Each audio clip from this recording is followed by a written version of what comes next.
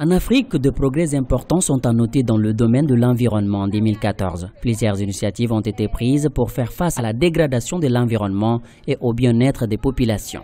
Au Nigeria, les femmes ont été formées dans l'utilisation des plantes aquatiques pour faire divers travaux d'artisanat. Au début, les rendements de poissons étaient réduits à cause de ces plantes.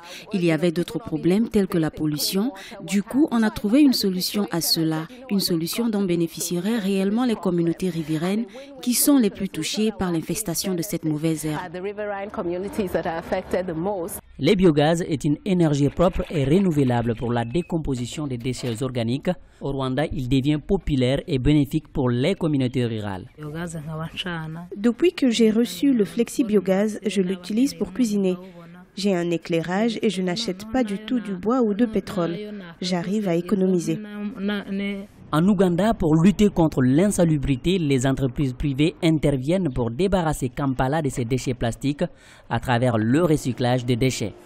Les caniveaux étaient pleins de bouteilles. Les gens jetaient des ordures partout et cela a bloqué le système de drainage. Aujourd'hui, vous ne pouvez pas voir le système de drainage bloqué grâce à la collecte des bouteilles que nous effectuons.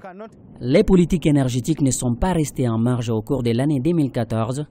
Les dirigeants africains et leurs partenaires se sont réunis plusieurs fois à Addis Abeba, en Éthiopie.